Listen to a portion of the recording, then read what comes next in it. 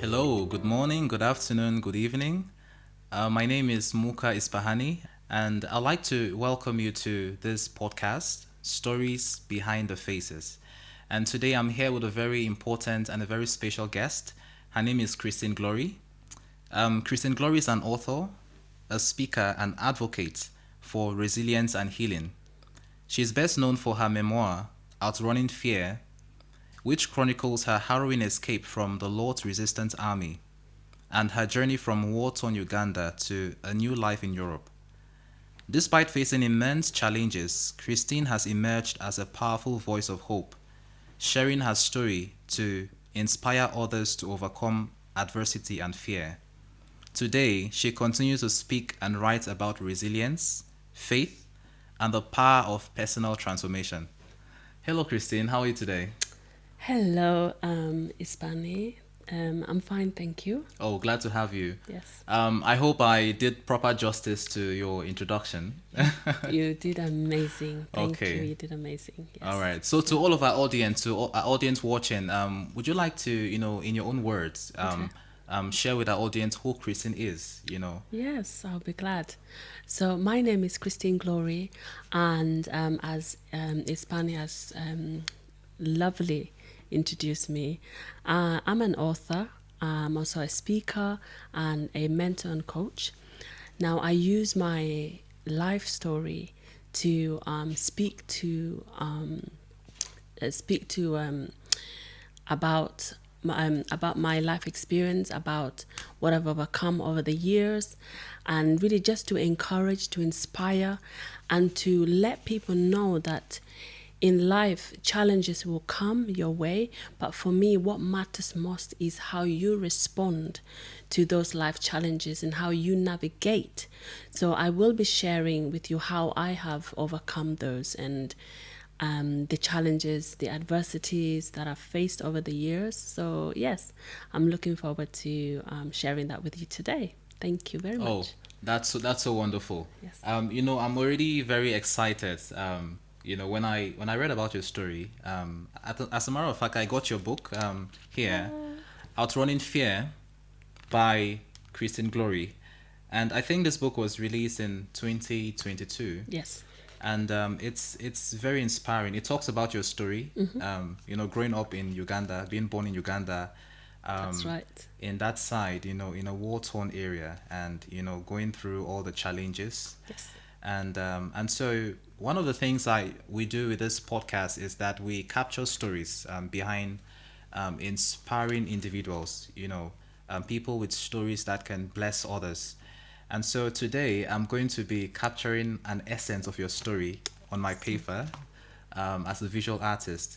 And hopefully, this podcast will go as an inspiration to somebody out there watching. And so let's get right to it, Christine. Yes, Okay. thank you. Well, I'm so excited. Me And too. so I'd like us to start off with, a background story. I like our audience. I'm sure our audience would like to know a bit more about your early life in Uganda.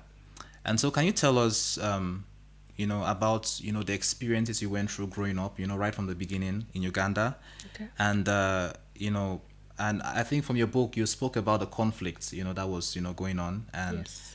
so can you just tell us about your early life, growing up in Uganda, and some of the things that you learned, the things you experienced, during that conflict. Okay. Thank you very much. So my early life really began in 1987. Okay. So I was born. Actually, I was born in the midst of conflict, in the midst of the war that The was war. going on between the Lord's Resistance Army, Yes. and really this war came about because there was a rebellion against the Ugandan government at the time. Okay. So I happened to be born on that very moment of that conflict. Now, the day that I was born, believe it or not, it was barely three hours of me being born. Wow. My village Okay. in Uganda, the village I was born in Uganda, was attacked, and literally my mom had to, my mom and my dad literally had to flee the village into the bush, and literally just run as far as possible. Um, so going since she had just given birth like a couple hours, so imagine a newborn baby. Normally a newborn baby is supposed to be inside, nurtured, but here's me, Christine, on the run with her mom and her dad. Oh yes. And so really my parents then protecting me. And so that was that was how my encounter from being born. Now my childhood, in terms of I spent majority of my childhood running for my life, escaping the terror of the Lord's Resistance Army. Yes. Yes. So I will just tell you a bit more about the Lord's Resistance Army. Now, the Lord's Resistance Army, they are a Christian extremist, and they call them Okay. they're a group, which they believe that they're doing justice for. I don't know what kind of justice, but they believe that they're doing something good. So particularly they abduct children Oh, and that's train them for to be child soldiers. okay. Now, if you are a female, you are then recruited and also abducted, and even used for sex slaves. And so really, when you as a child, if they take your child or if you are abducted, Yeah. there's no way of you returning. There's no way. And so that was my life. That was what I knew from the time I was born up to the age of 12 years old. I don't know if you want me to go furthermore, or I'm jumping ahead because I don't want Wow, to. that's perfect, because I just wanted the audience to get a background, Okay.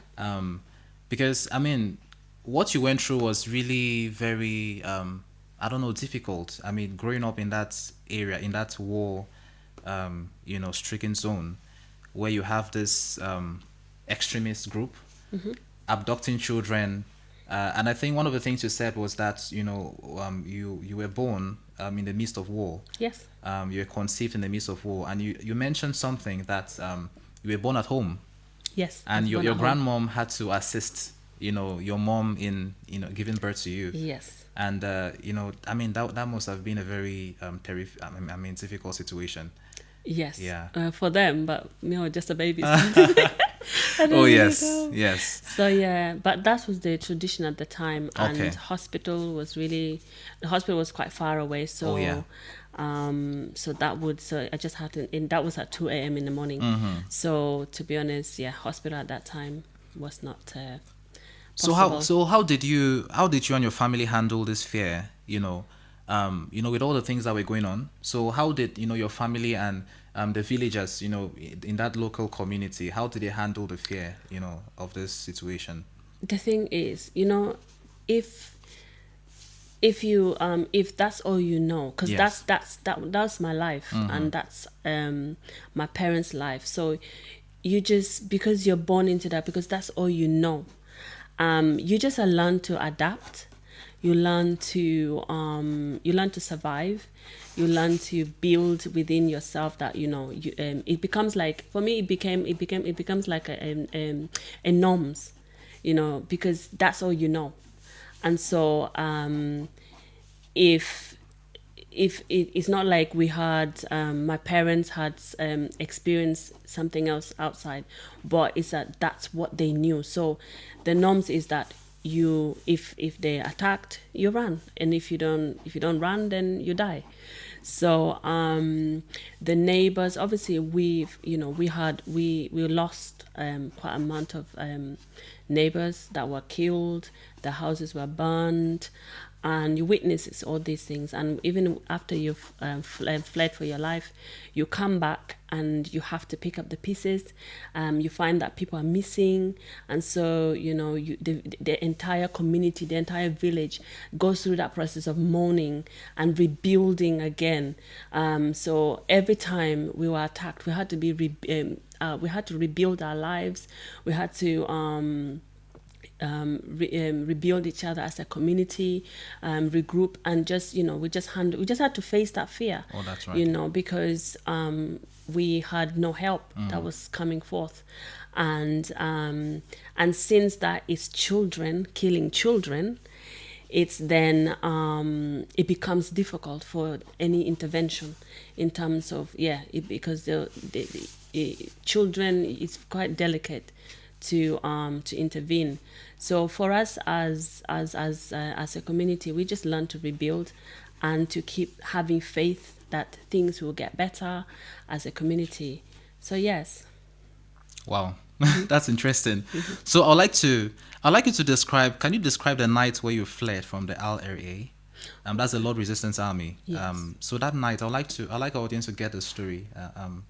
So how was that night? How did it look like? When they attacked and you had to flee your home. Ooh. You know. So it's I've had many encounters, but I want to share this particular one that I had traveled actually. I had traveled out of the country, and I came back, and I wasn't used to that much on running that much. So I literally came back from the airport straight to my village, and as I felt something was not quite right. So when you always prepared a backpack because Oh, yes. anytime it's war, anytime something could happen. So I was always prepared. So nothing was unpacked for me. I even still had my my passport on my neck, ready. Oh, you had your passport on your neck. On my neck, because anytime once if a bomb dropped, you Oh, just yeah. had to. Yeah, Wow. you just had to. So that night, I remember sleeping with my passport on my neck, and then around 3 a.m. or so, still dark. Yes. And just heard footsteps, like people just running. My mom then had my dad wasn't there at the time, but it was just my mom and my siblings.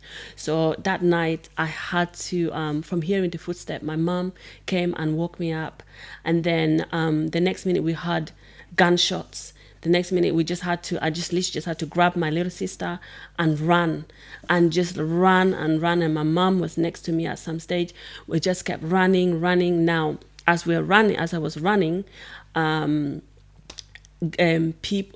people got hit with bullets, Oh. and and they dropped down, and obviously I'm sure they died. Like you watch them. You watch Yes, people drop like, down and die. yes, like next to you, and you think Wow. that could have been me. Wow. And so you just keep running. And so I just developed that, and in training, you kind of like you just I watch, like, for me, I watch a lot of army thing, and I watch the army get when they're training, Yes. how they get on the floor. So when bullets are firing, I had to go on the ground and literally just walk through and literally just crawl with my sister on my back. And so that night we ran, and at some stage I was separated from my mom. So I found myself alone. I found myself in the midst of strangers, in the midst of people all running, and I wasn't thinking, oh, where's my mom? I wasn't thinking that, oh, this.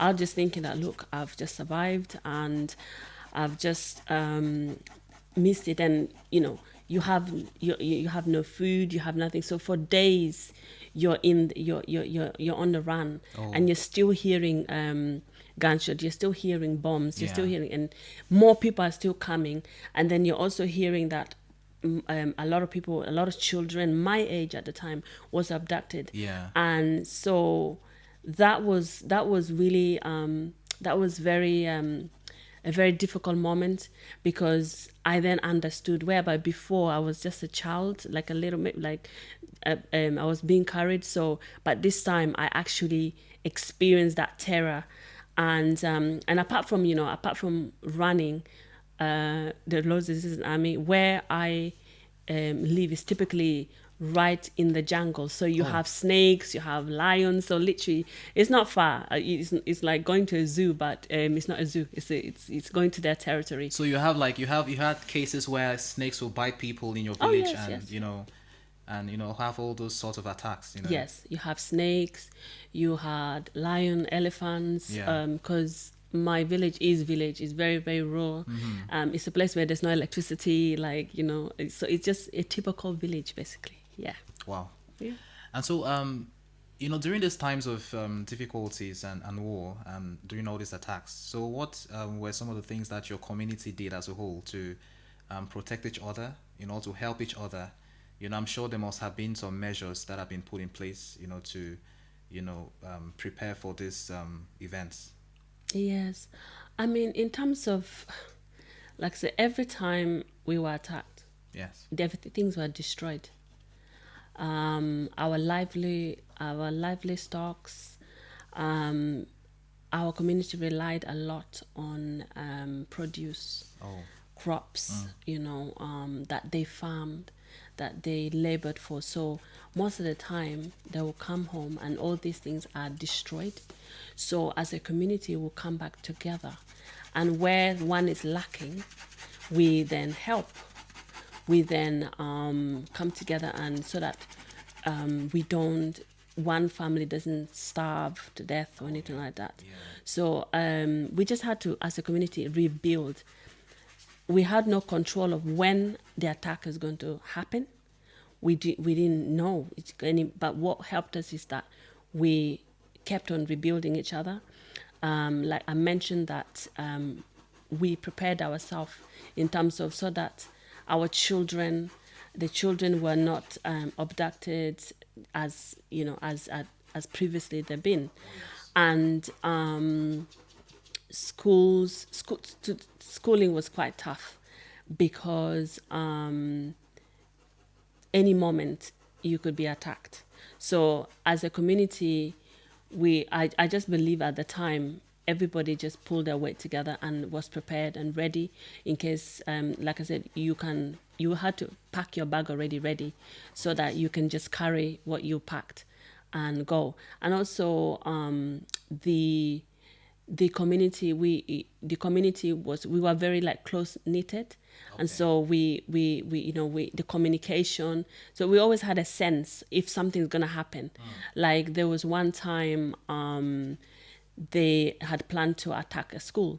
Now that week, the week leading to that, you hear little gossip there that, oh, there might be an attack, because there was a nearby village that was attacked. So for me, I like to pay attention to things like that. And I would normally go to my mom and say, Mom, have you heard? And my mom's like, Christine, you and hearing stuff, can you not be hearing stuff? And I said, but Mom, prepare yourself, Yeah. So on this particular day, I was meant to go to school, and I just didn't feel well, and for no apparent reason. So my mom was like, are you trying to escape school? Are you not feeling well? Yeah. Oh, yeah, yeah. So I just literally told her, I'm not feeling well. And hours from then on, we just saw smoke burning in the school, attacked. They killed and abduct most of the children. Hardly there was anyone that survived. And when I think about it, that could have been me. If had I said, okay, I'm going to go to school that day, I don't think I'll be here speaking to you today. Oh, yeah. Because our neighbors' children went, and they're no more. And so they were among the teachers. They were all killed, and some were abducted. So yes, and I think there was only one that came back, that managed to escape. A neighbor child of ours that came. And now when they came, they had missing nose, missing hands. Missing hands, like the hands were chopped off. Yeah. That's terrible. Mm-hmm. Wow. Yeah. So how did you take in this information? Like, how did you process it? I mean, seeing this kind of crazy things, as a child, how did you process it? Like I said, yes, it became normal. It became a norm, yeah. Yeah, because that's what you are born into. Yes. So for me, it was normal. It was like, oh, even though I was scared, But for me, it was just normal. Yeah. It's like, oh, it's another time. It's just like another event, another now to see. It's not the first time seeing somebody killed or losing somebody. So it kind of becomes normal for me. Yeah, at the time. Wow. And one of the reasons why I want our viewers to hear the story is because sometimes we see people doing things and we don't understand the story. There's a saying that if you see a successful man, don't just look at what he or she has, but what did he or she go through to get to that point. And that's one of the things that I'm getting from your story. I mean, these struggles have actually, I'm sure it has formed you, into the person you are today.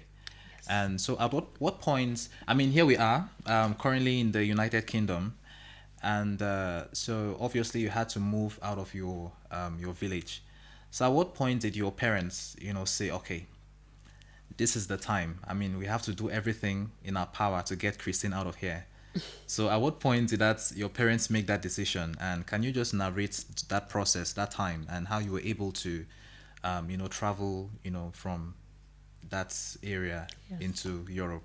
Okay. So to be honest, I call myself one of the blessed one to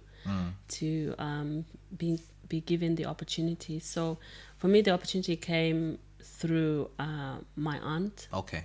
who also has her story is also similar to mine. Oh. Who in the 1970s she escaped the Idi Amin regime attack. Was it still in Uganda? No, the time, no, that was Okay. that was in the 1970s. Or 1970s? Yeah, Okay. she too escaped, and so that's how she ended up in Europe. Okay. And so the time now came that obviously, she, my dad and our cousins, first cousins, Yeah. and because of the enormous help that he was doing for her, she didn't ask her, do you have a child or that I can help, I can assist, and things like that. And I happened to be the first child of my family at the time, so then that's how I was. Then the opportunity then came to say, oh, okay, let me, if I can sponsor Christine, if I can sponsor your first child out of that place. So I was the only one that left that environment. My family were still there in that war zone, in that terror, in that. So even though that opportunity came, that okay, to go. So my parents obviously saw that as a great opportunity, because that means then, their guarantee of my safety, their guarantee that, their daughter, at least can get a better life, and, and can get a better education and exposure. So for me, that was how I got the opportunity to come to Europe. So the first country that I actually went, because my auntie was residing in Germany, so that's the first country I went was Germany. And now Germany at the time is not very, very friendly in terms of, how can I put it, there's a bit of racial, but I didn't really end up settling in Germany. So I was back and forth. So I went, eventually I would go back to Uganda for some time, and then my aunt then decided to move to the UK. And from moving to the UK, then that's how I found myself again. She reinvited me to come back to the UK and to live, to stay with her. So that's how I found myself in the UK, through my auntie's help and sponsorship. And yes, so bear in mind, bear in mind all this time, Germany wasn't, at that time, it wasn't an English speaking country. So it's Dutch, so you have to learn Dutch. I didn't learn any Dutch because it's quite tough. It's quite tough. Oh, yes. Yeah. Oh, yes. And as I mentioned before, that I didn't really have time to start school or anything like that. Okay. So my schooling really started at the age of 12 when I escaped that environment. So my schooling started here in the UK. Okay. Yes. So before you go ahead with that, sometimes we see a lot of immigrants, people moving from their home into different countries, and we don't really know the story behind. I mean, I think I can relate slightly.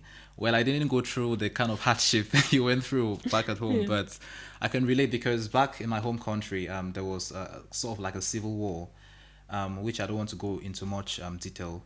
But seeing that your family was able to come together and do everything possible, and even with the help of your aunt, to make sure that you leave this zone, that area, because of course you can't grow in an environment that is filled with that kind of hardship. I mean, how can you excel in that kind of environment? Sometimes you just Impossible. have to move and go to another place. And of course, we are happy that you're able to move, because I mean, without that, we wouldn't have been hearing this testimony and this story that you have to say today. Yeah. And so can you talk about your experience, let's say the during the first year when you moved to Europe, first Germany, how did you cope in this new environment? I mean, it's a different culture. I mean, growing from this Uganda zone and then moving to Europe, meeting a new set of people, a new language, and all of that. So, how did you cope with this new, place that you found yourself? Okay. So for me, I've always been, I think, I've always been that kind of person from my childhood. I think I just, I just embrace. I was just going like with the flow. I don't know, like, because when you're a child, Oh yeah. it's like, for me, it was like an adventure. It's like, oh, I'm going on an adventure. And for me, I was excited in terms of like, oh, I get to, I'm no longer in that place. So my experience, is just, I was able to just embrace Okay. what was happening. And in terms of how I'm just integrated. I think as a child, you can. For me, I found myself I was easily adaptable, adapted. I could adapt to my environment. Okay. Even though I didn't know my auntie, like, because I had to literally know more about her and learn about her. So for me, it was an adventure, and I just had no fear. Like, I was just looking my eye. I would look in your eye like this as a child, and I just, Oh yeah. yeah, Yeah. I had no zero fear, and I just don't know where I that mean, how can you braveness have come fear? from. You've grown in a place where, I mean, they chop people's hands off, and so what else can scare you? Exactly. So yeah. So for me, yes, I just now integrating, obviously, the language, being in Germany, the language, I struggled with the language. Okay. And but that didn't stop me. It didn't stop me from going playing or doing things as a child, like a normal child was supposed to do. Yeah. Now, in the UK, on the other hand, now I had to go to school. Now, having my strong, strong, strong African accent, oh, I face it. Oh I yes. faced bullied again. Bullying didn't really stop me. It's very, if you try to bully me too, I'll get you back. So I know how to defend myself. So it's not like, oh, I'll just let you run over me. No, no way. So should we say it was some sort of racism as a result of your color? That you received this sort of treatment in school. So in Germany, yes, Okay. yes, yeah, in Germany, yeah, definitely. I knew there was a distinction because I'm coming from a country where I'm seeing everyone with the same color tone, Yes. and then going to places like, okay, it's my first time. It's my first time seeing like white people. That was the first Ah, time. okay. Yeah, so I was always intrigued. Yeah. Like, oh, just like they would be intrigued with, like, oh, I would occasionally get someone touch my hair, touch my skin tone. For me, I didn't get any angry. I didn't get angry or anything like that. But I came to realize that where when I went out, that's when I was treated different.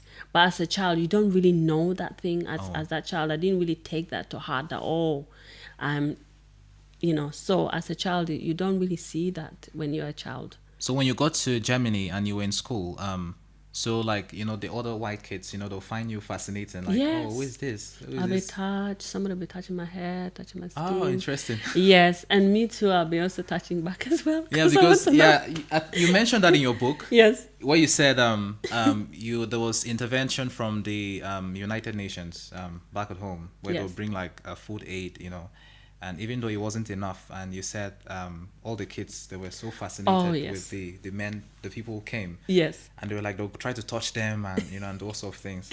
Yes. Wow, interesting. Yes.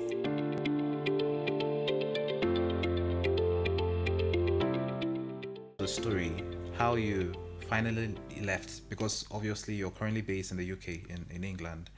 So how did you move from Germany to to England, and how was it the same experience that you had while in Germany, or there was some slight differences? Well, the experience is okay. First of all, how I got to move to the UK. Yes. Like Germany couldn't have me, so I still had to go back to Uganda and Okay. apply from Uganda Oh, and come to the UK. so you went back to Uganda? Yes, Okay. I And when you did. went back, were things different? No, nothing. Things are worse. Oh. I was back to that war zone, back to that running, back to that terror. Like so, at some stage, just applying to come to the UK proved so hard. I was denied visa on multiple occasions, and at some stage, I just told my parents that look, I'm okay.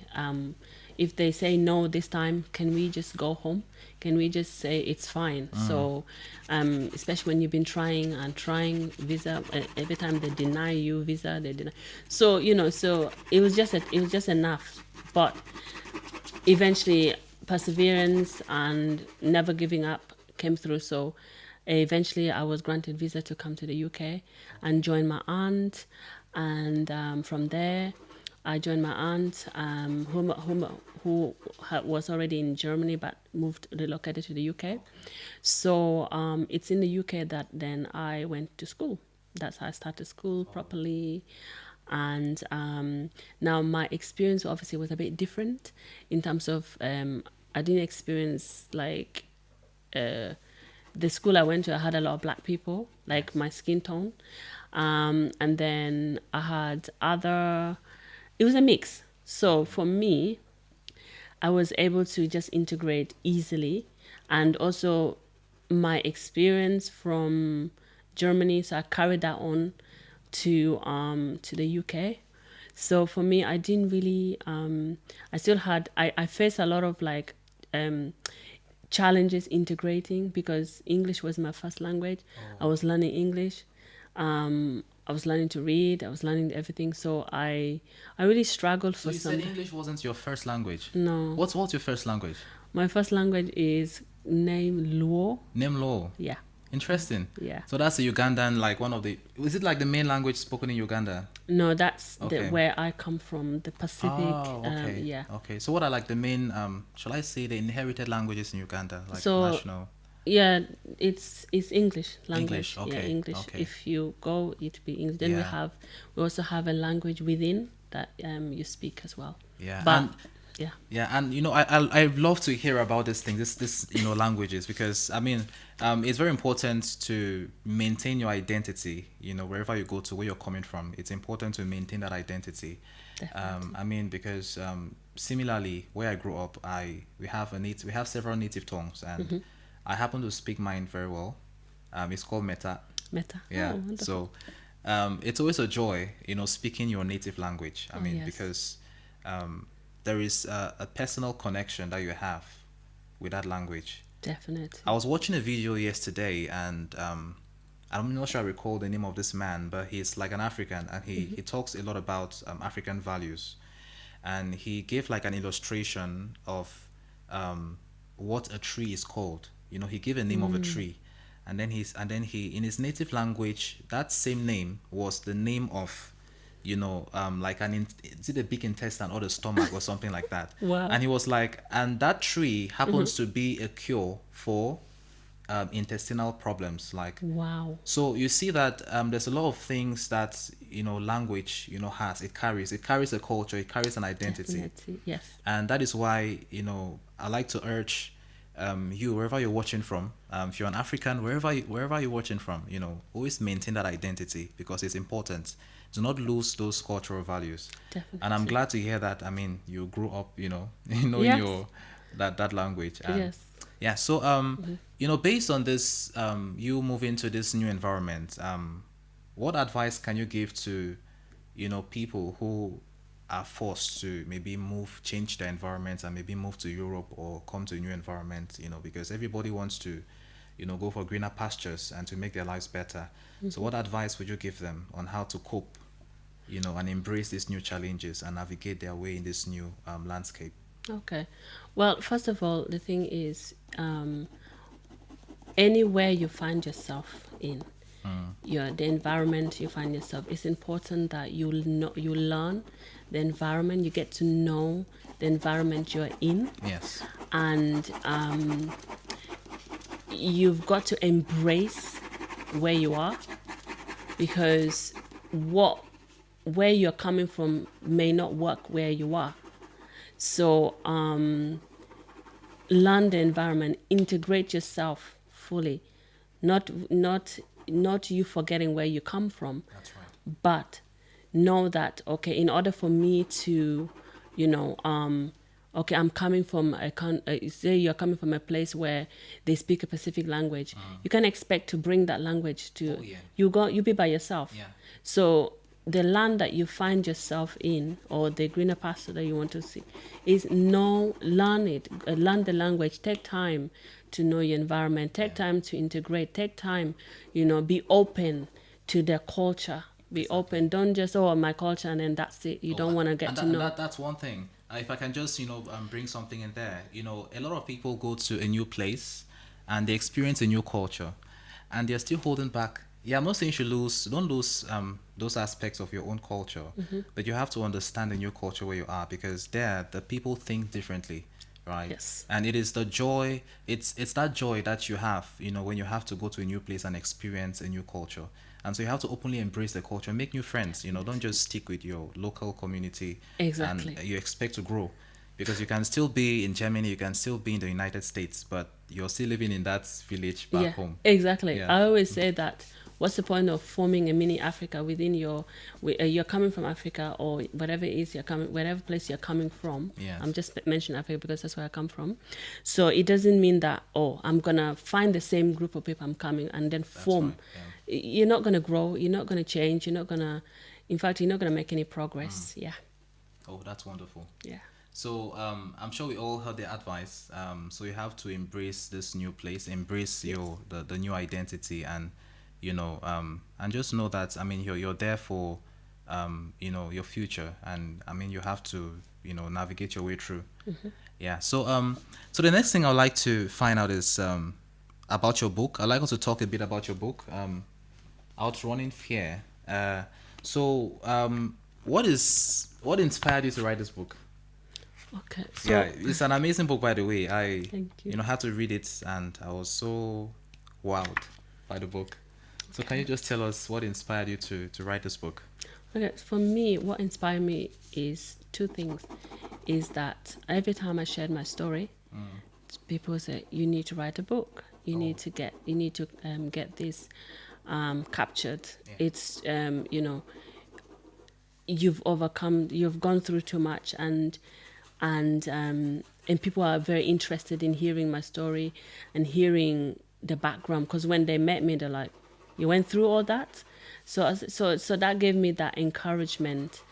And then the second thing for me is that I realized that my journey is what inspired, is actually my story, where I'm coming from, is actually what inspired me to write this book, because I wanted people to know about where I'm coming from. And I know that a lot of people can relate to, it may not be war zone, it may not be, but the things that I've had to experience on a daily basis. People go through their own war zone, people go through their own traumas, people go through their own experience losses, experience a loved one lost, and and is really, if you know, by reading my story and reading that, look, this is my life, this is not some fiction, it's actually what I've gone through, and I'm still here to tell the story. I'm still here to, you know, so I said, okay, let me put this in a book and then leave that as a legacy, for my own generation, for my own family. So yes, so that's what's inspired me. So which part of the book was the hardest to write? Well, each you know, to be honest, all part of the books Yeah. is full, is rich, is in it's in its own authenticity. So I can't say that this part was hard or anything like that, because each chapter introduces you into a new world, a new experience. So you will read chapter 1, chapter 2, introduce you into a new world, and you'll be like, wow. So for me, each of the chapters all has its own richness in Oh, it. Yeah. amazing. And so for somebody out there who is, you know, has gone through this trauma or this experience or a similar experience, and, you know, they want to write about their story. So what are some of the important tips that you give them? That can you give them to? Okay. First of all, they have to be really like ready, and they have to be ready and healed. Okay. Yeah, because you can write a book. It's good writing a book, but why are you writing? What is your reason? Yeah, Okay. what is your reason?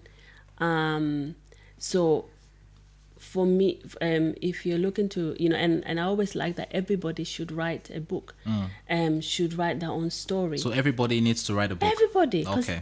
because everybody's got a story. Oh, yes. Understand? Yeah. And so our stories are so powerful, are so Yes. impactful, you know. And by you writing a story for your someone can be inspired.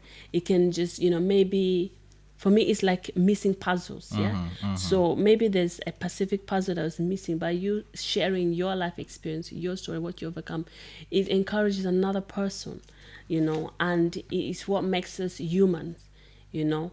So if, you know, we are here because some of us we're here where we are because somebody along the line inspired us. Oh, yeah. Whether they shared their story, whether they wrote in a book, with their knowledge, their experience, we're able to learn from that, so that we don't repeat.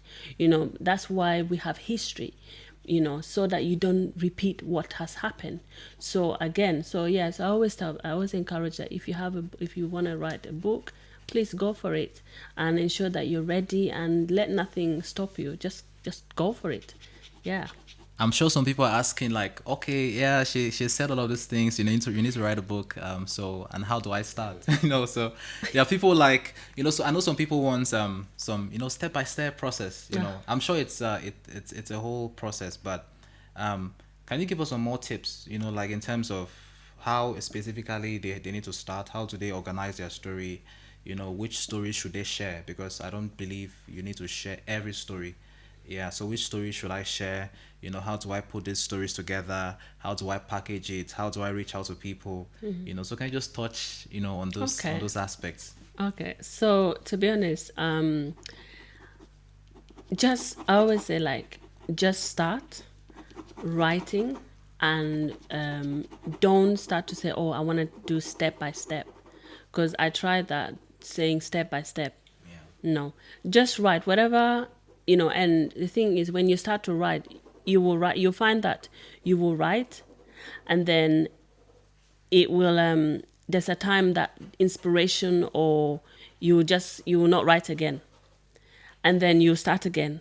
So when you start, in that moment, just when it's flowing, just be jotting down. Forget about putting in chapters or this. That will come later on.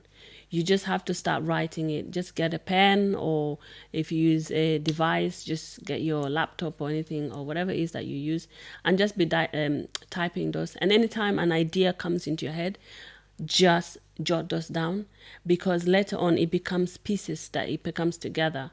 And then writing book, it takes commitment. It takes commitment and it will cost you. So it's you have to be ready to invest financially. Oh, yes. So your time, you have to be committed. You have to really show up for yourself. You have to be, I always say that be you. Always be authentic. Oh, yes. Be yourself, and don't try to. Your story always have to speak to you first.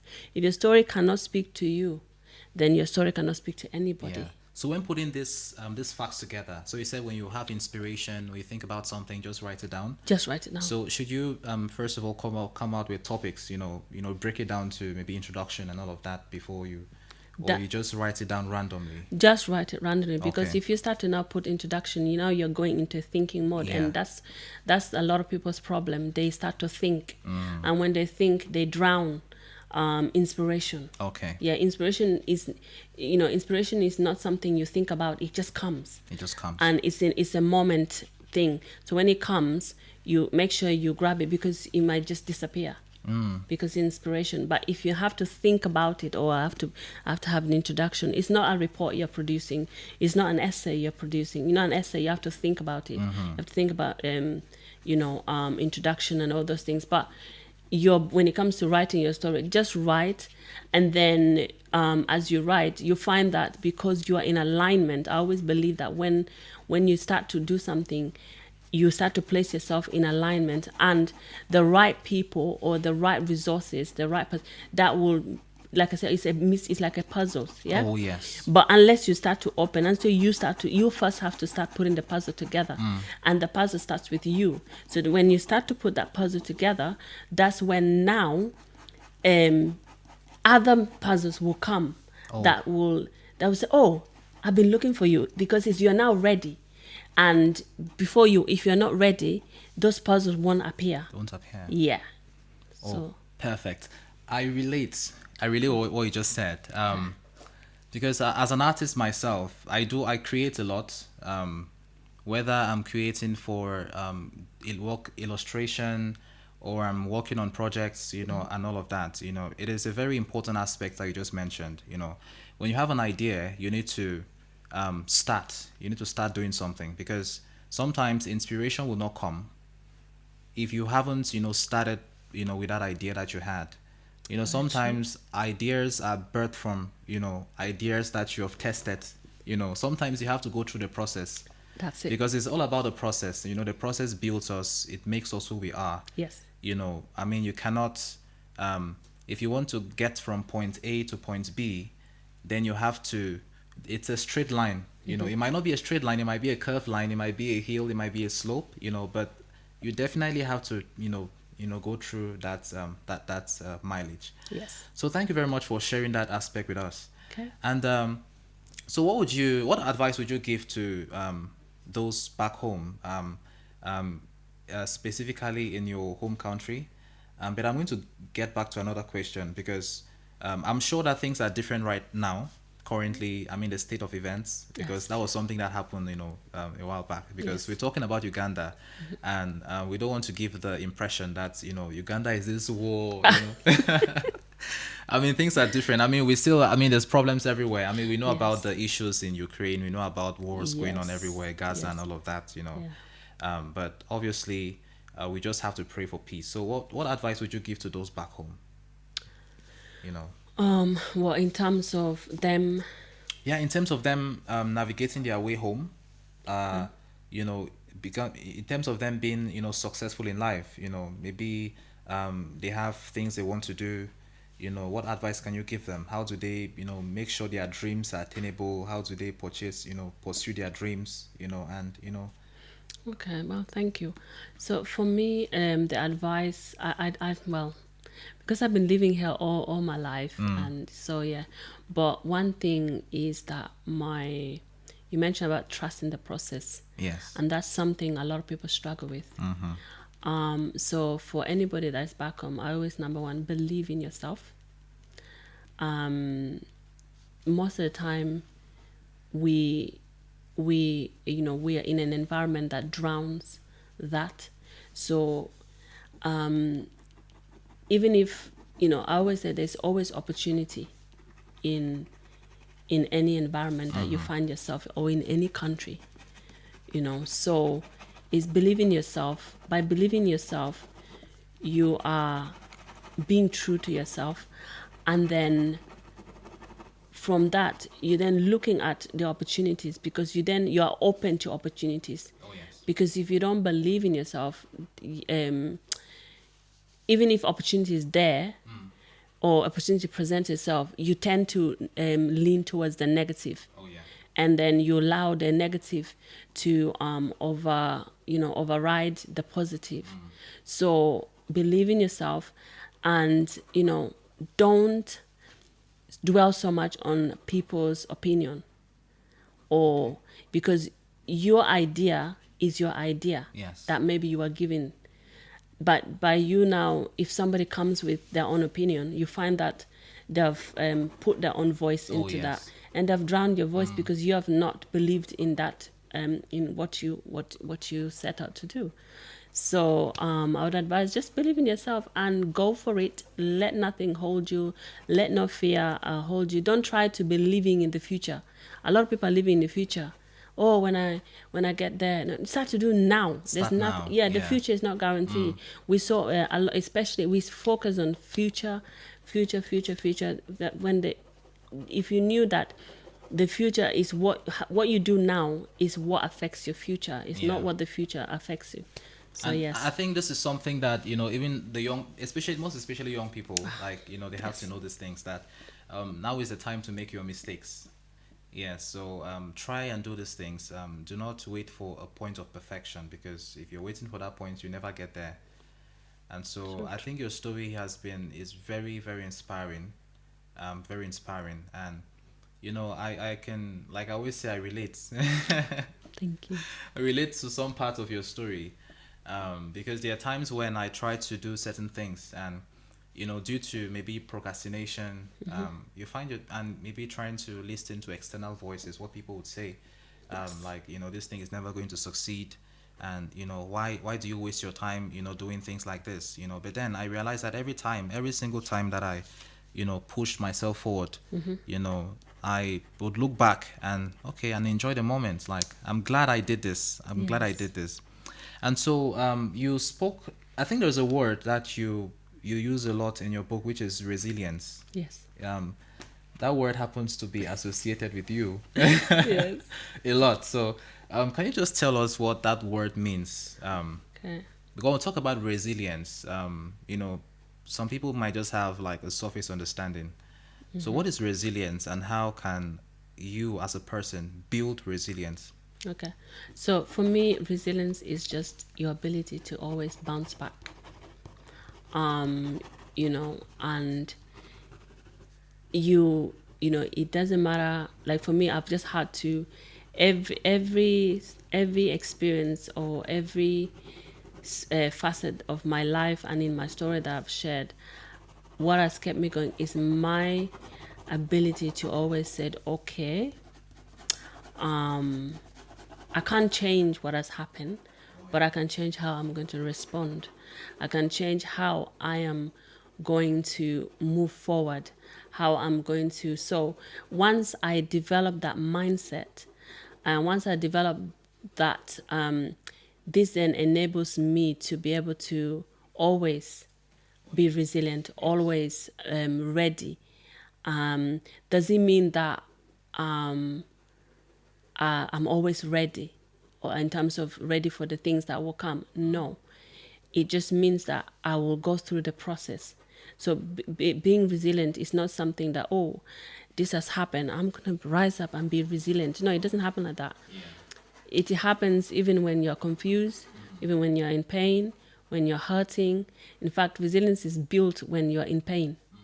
When you see you see an athlete that may be losing, and they may be behind the race, and then all of a sudden something they build that resilience, that moment comes, and you find them, they're already ahead of their other opponents.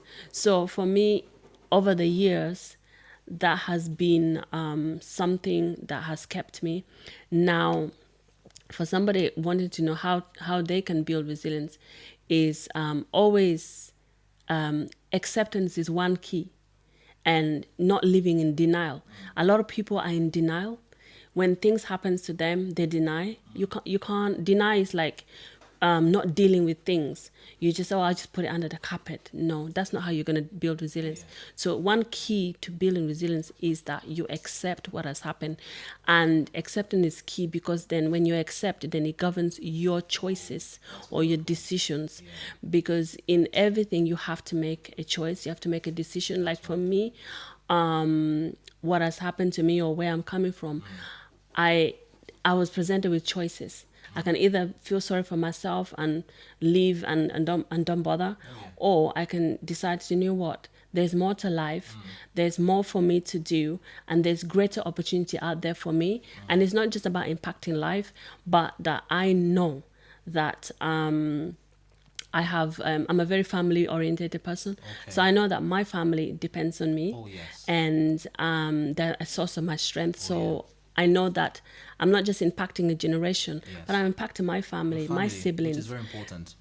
It's very important. Yeah. Because if I said I'm impacting the world and I'm not impacting my family, then I've got something wrong. Oh, yeah. Somewhere. So for me, yes, that's resilience for me. Yeah. I mean, because you spoke about family, and that's what's one of the things that drives me as well. Being where I am, I always think and look back, because your parents obviously did a lot for you. Yes. Your family, they went through a lot. Your mom, your dad, your siblings, and it's paramount that you give back to them. Yes. You make life easier for them, because you are their investment. Definitely. And I realized that you're a woman of faith as well. Yes. Because you talk a lot about your faith in God, and and the importance of faith, to success. Yes. So can you just talk about that? Yes. Yeah. Yes. So for me, having faith, like for me, I came into, even in my journey, I came into knowing God at a very young age. Okay. So that in itself has helped my faith in God. In specifically, I know a lot of people talk about God, but I mean like my Christian faith in Jesus. So for me, that has been key to where I am today, because without him helping me navigate through those dark moments, so that I don't blame anybody or even blame me for what has happened in my life. So faith is very key to where I am today. And it's my anchor, as in my second book that I recently wrote. Oh, is it this one? Yes. Oh yeah, Faith My Anchor. Yeah. here's a book. Yeah. These are lovely books. I would advise everybody watching this podcast to get a copy. I think it's on Amazon. Yes, and it's all available on the platforms. Amazon, on my personal website. Oh yes. Yeah. So Outrunning Fear by Christine Glory, and Faith My Anchor, one woman's journey of learning to live again. Wow, I'm fascinated by this title. Right, so learning to live again. So that was from your experience, what you had, and then trying to reboot your life and make the best out of it. Yes. So what would you say to people who are struggling, and they want to find faith, and they're looking for a reason to believe in in God, and to have faith, and to use this aspect to boost their success? So what advice can you give to them? Okay. So the thing is to finding faith is that a lot of it's like a lot of people tend to blame, or what's happening to me, and if God was there, why is this, why is that, and things like that.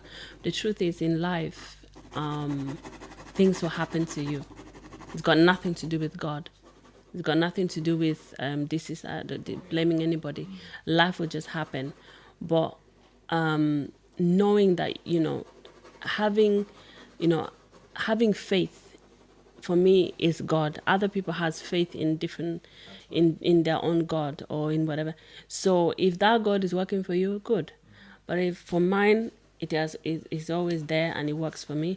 So faith is key to and and when you have faith, it plays a key factor. You believe in something greater. You believe in, so that, okay, I'm not going to blame, like for me, I don't blame God for anything that has happened to my life. But there'll be some people that said, oh, this is happened to me.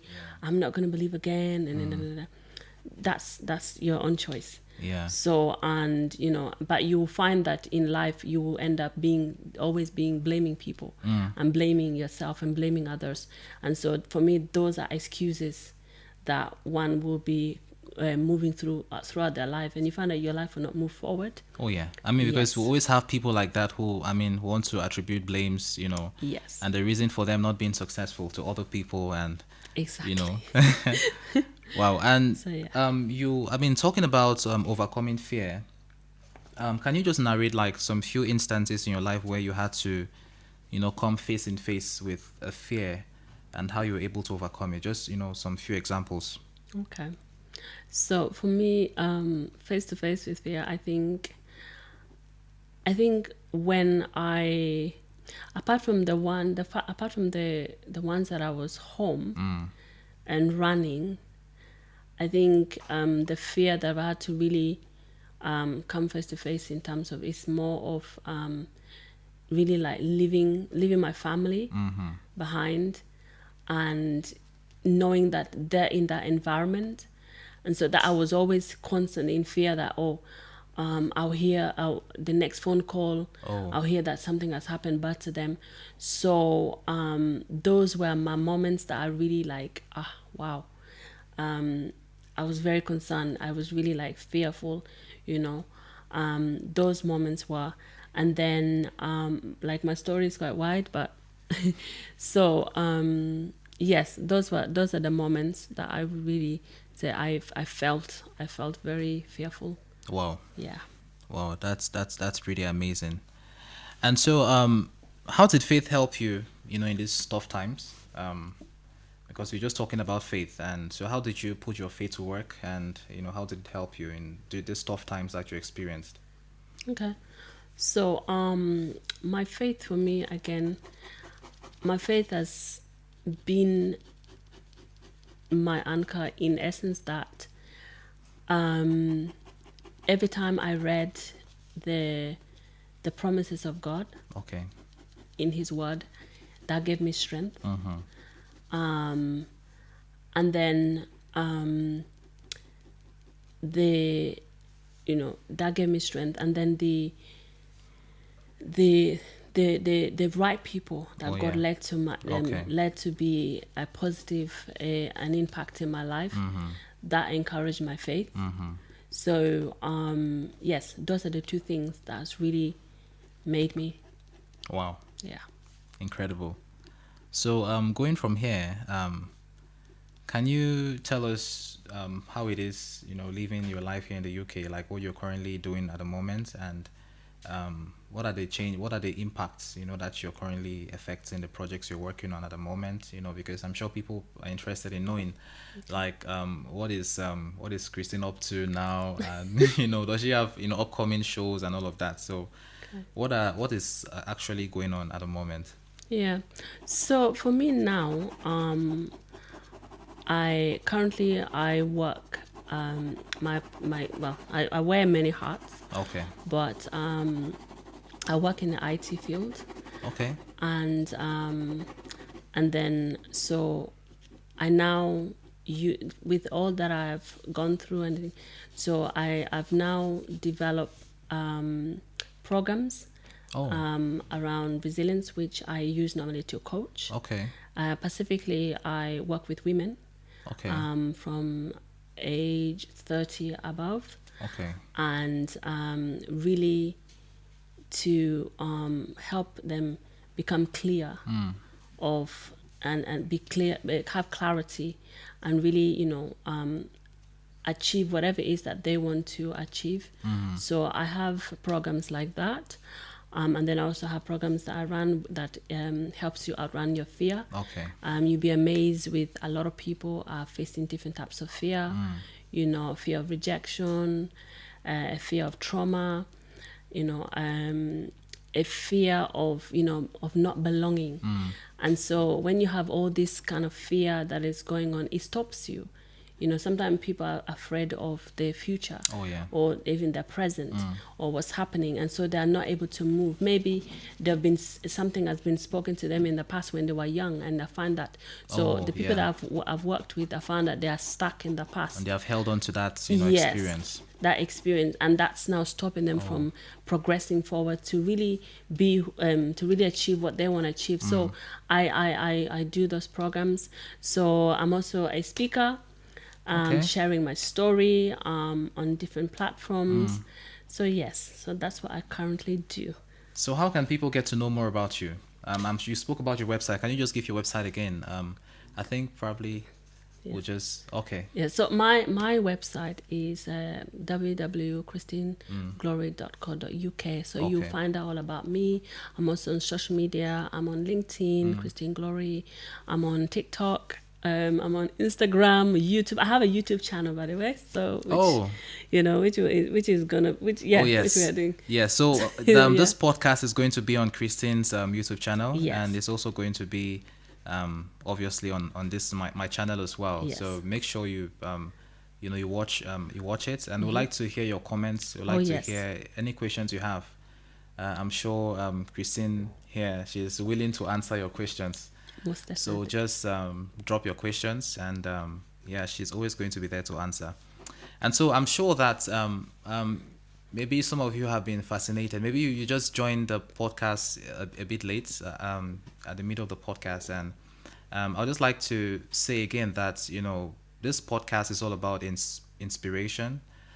So we share the stories of individuals who have gone through certain experiences, and who have done tremendous things in the society, and they want to inspire others, and help people, because from hearing these stories you know how to cope, and how to not repeat some mistakes that other people have made and learned from. And I'm sure that you're getting a lot of value from this podcast. And one of the unique things I do as well is that I'm trying to capture Christine's essence on paper. And so if you notice, I've been sketching her. So do you have any questions for me while we So first of all, I want to thank you for. I really enjoyed myself. Now, yes, I actually have. I really like your passion, and how you've. I just want to ask you, how did you get started, and how did you get started into. Okay. Just tell us about a bit about how you got started. Yes.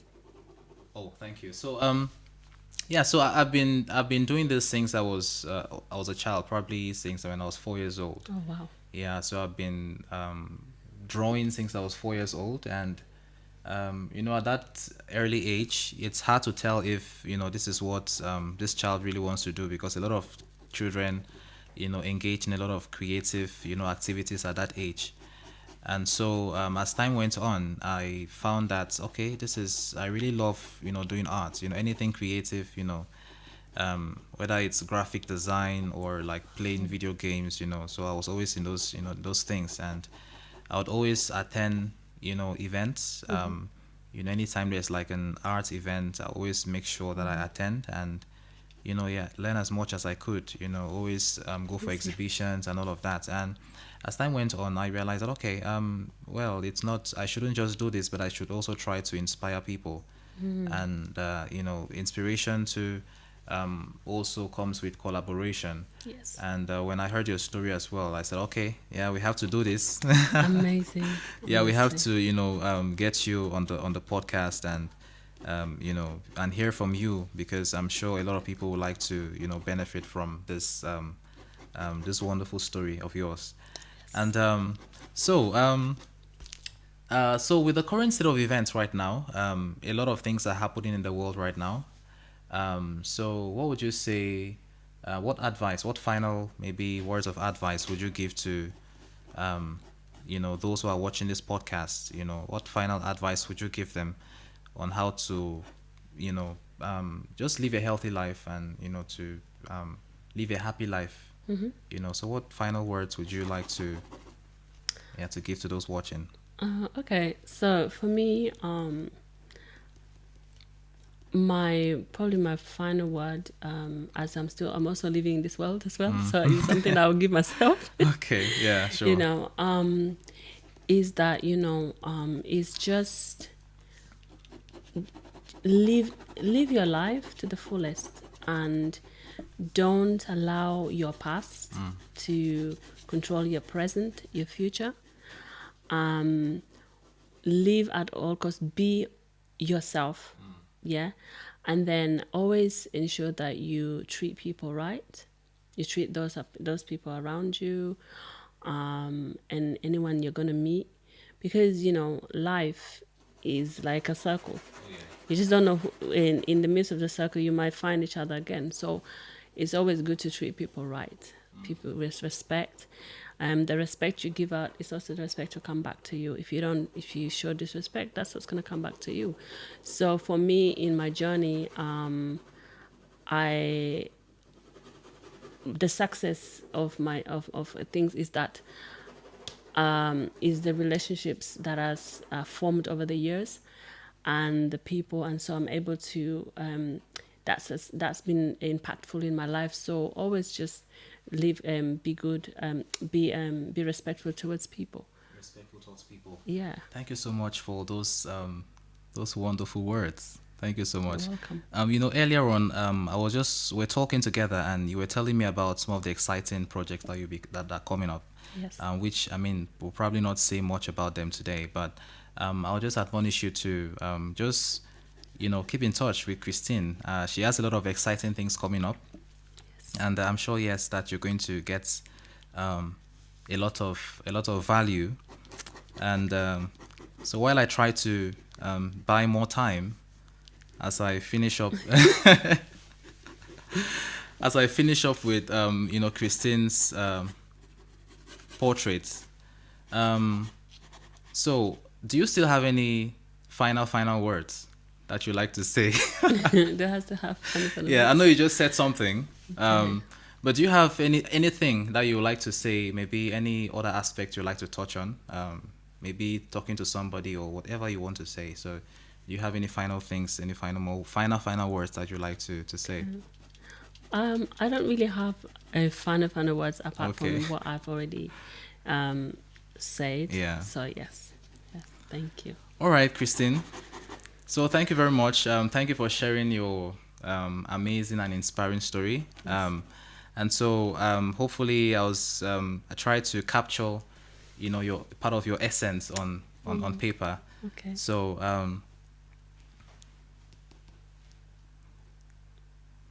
thank you for sharing your story. And so this is Oh the my presentation. gosh. Wow. This is amazing. Oh, thank you.